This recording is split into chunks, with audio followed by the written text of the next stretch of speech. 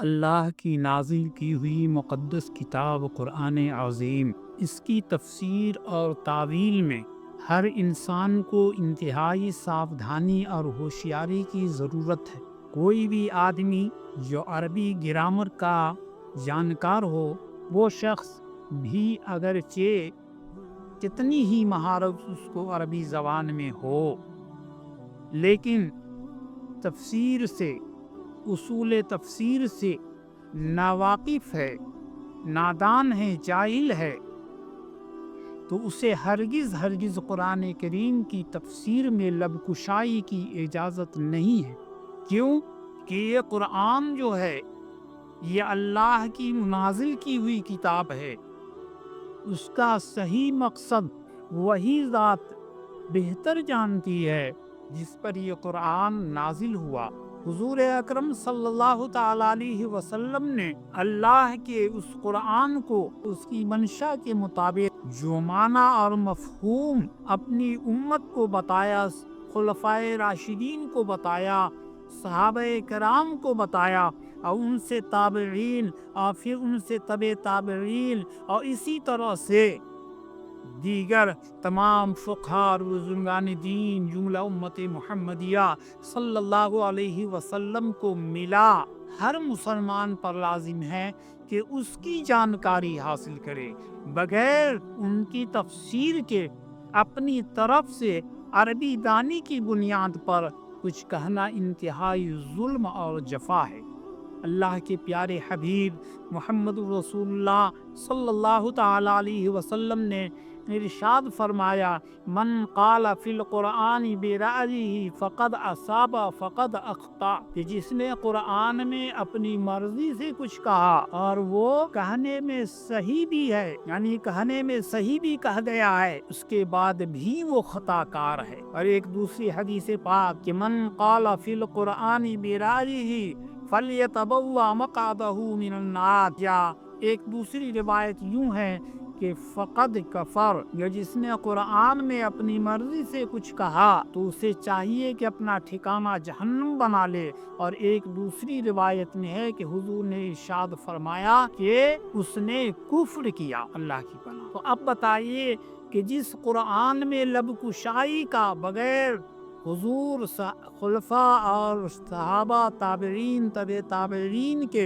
اپنی مرضی سے کچھ کہنے کا جرم اس حد تک ہو کہ آدمی اگر صحیح بات کہہ بھی جائے اپنی فہم و فراست کی بنیاد پر، پھر بھی وہ خطا کار ہے، پھر بھی حضور نے ارشاد فرمایا کہ اس نے کفر کیا۔ افسوس کہ آج ہمارے سوشل میڈیا کا یہ دور ہے، اور اس دور میں ہر شخص اپنے آپ کو قرآن کا مفسر، اپنے آپ کو قرآن کے معانی کا جاننے والا، قرآن کے مفہوم و مطالب کا سمجھدار اور جاننے والا سمجھ رہا ہے۔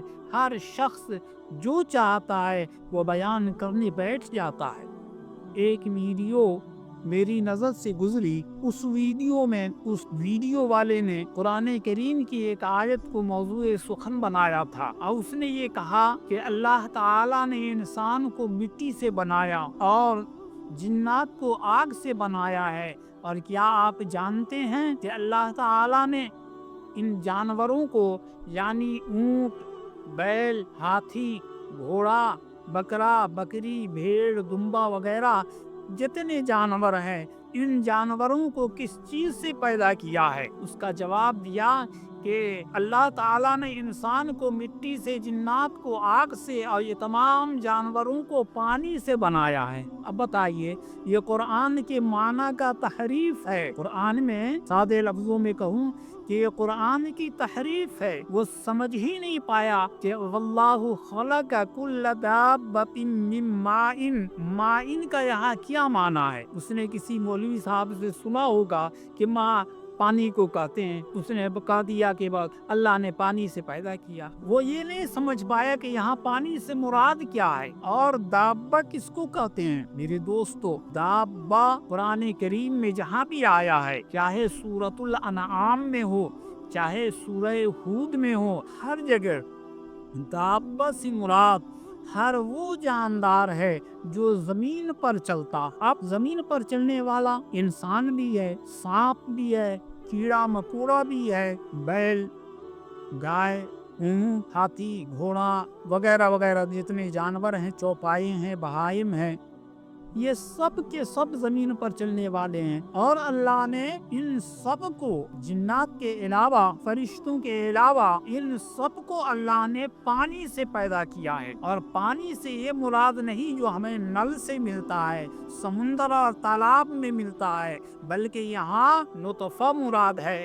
کہ اللہ تعالی نے ہر جاندار کو نطفے سے بنایا ہے۔ اب بتائیے کہ کتنا دونوں معنی میں تفریق ہو گیا، کہاں پانی اور کہاں نطفہ۔ تو آج کل کے ہمارے ویڈیو بنانے والے یا مفسر کہلانے والے لوگ ایسے نادان اور جاہل لوگ ہیں جو ایمان لوگوں کا برباد اور تباہ کر رہے ہیں، لوگوں کے ایمان پر ہاتھ مار رہے ہیں، ان کے ایمان کو برباد کر رہے ہیں۔ اللہ ایسے مفسرین سے بچائے۔ قرآن کریم کے اس آیت کا مطلب یہ ہے کہ اللہ نے پیدا کیا ہر جاندار کو، ہر زمین پر چلنے والے کو، من مائن، نطفہ سے، فمنہم من یمشی علی بطنہ، تو ان میں سے کچھ وہ ہیں جو اپنے پیٹ کے بل چلتے ہیں، رینگتے ہیں، جیسے سانپ، حشرات الارض، کیڑا مکوڑا وغیرہ۔ ومنہم من یمشی علی رجلین، اور میں کچھ وہ ہیں